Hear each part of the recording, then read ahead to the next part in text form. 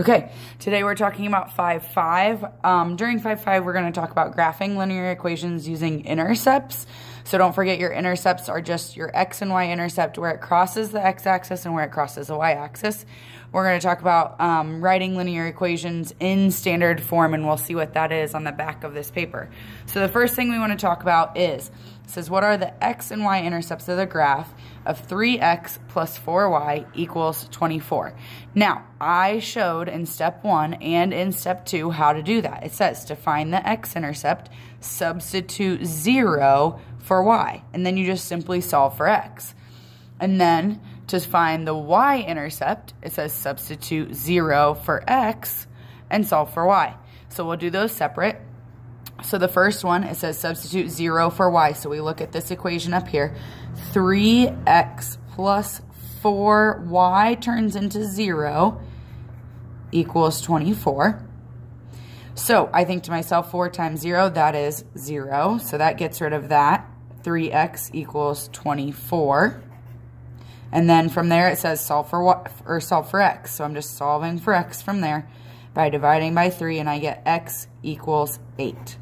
Okay, so the x-intercept is 8, and this is the point, we've talked about this before, 8, 0. If I have an x-intercept, that's where it crosses the x-axis, so that's 8, 0.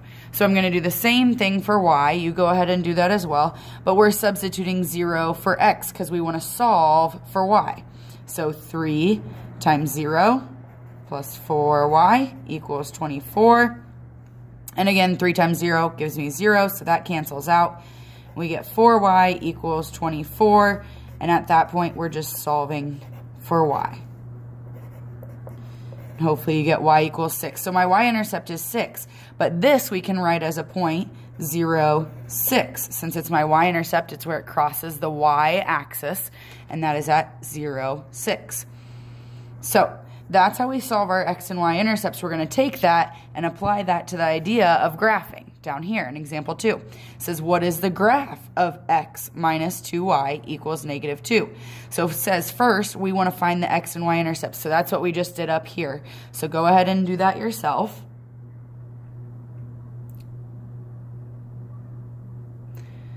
So at this point you should be plugging in 0. Oh, sorry, wrong problem.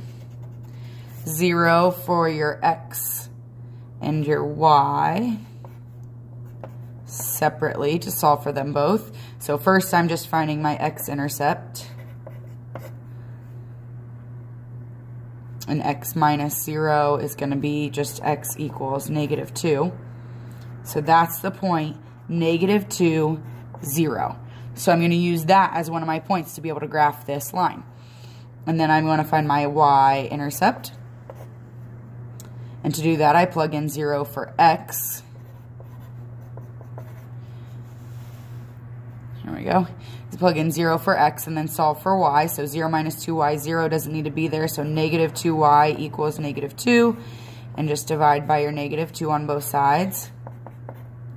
So then that's the point 0, 1. Now I've got these 2 points that I can plot on my graph, and I can say, okay, then I can make my line. It says plot the points you found in step 1. So negative 2, 0 is back to, we don't move up and down. And 0, 1, be careful, this graph is going by 2's. And then draw a point, or draw a line through those points. Grab my ruler. And there's my line.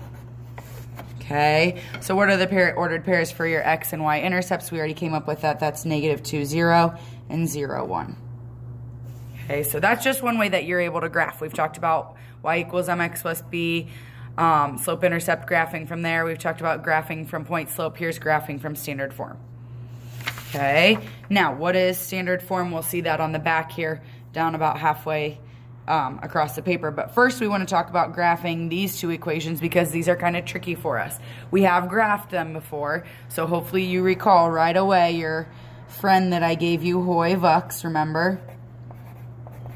Hoy-Vux tells us horizontal has a 0 slope at a y equals a number equation. A vertical line has an undefined slope at an x equals some number equation. So I'm looking over here. My first example is an x equals 3. So that's going to deal with vux over here, meaning it's going to be a vertical line with an undefined slope. Well, I look for 3 on my x-axis, so this is going by 2, so it's going to be right in the middle of 2 and 4. And it said vertical line in that vux, so I'm going to draw in just a vertical line at x equals 3. Okay, now I want you to pause this and try example B yourself. That is y equals 4. Y equals a number. So use that Hoy Vux. Pause this video. Use that Hoy Vux to graph that line real quick.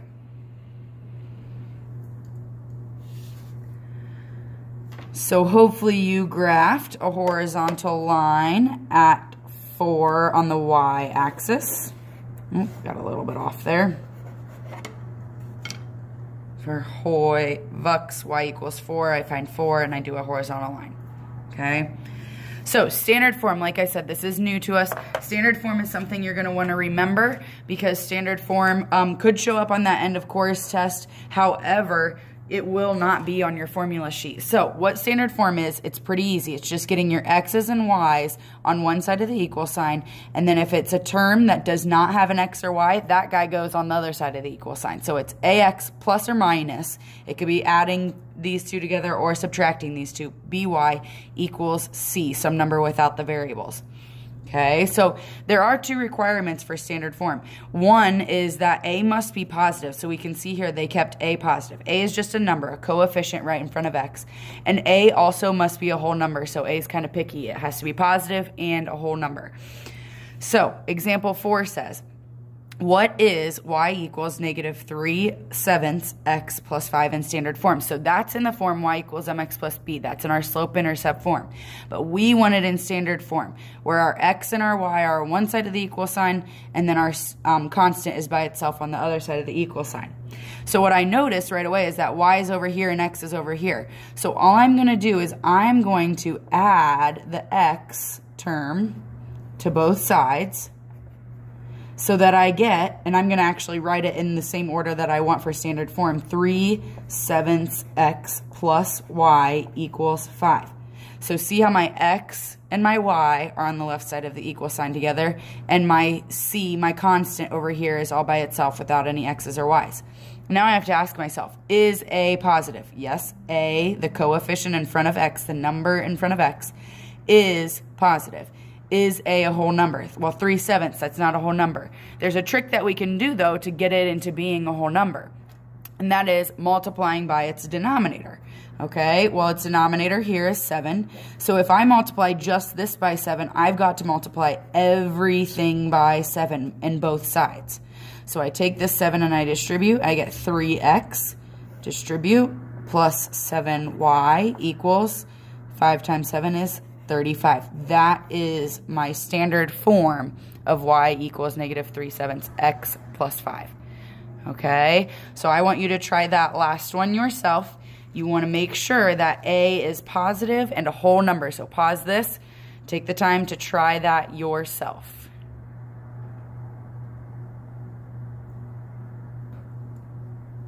So hopefully what you did first to get rid of those parentheses is distribute. So we get y plus 3 equals 4x minus 4.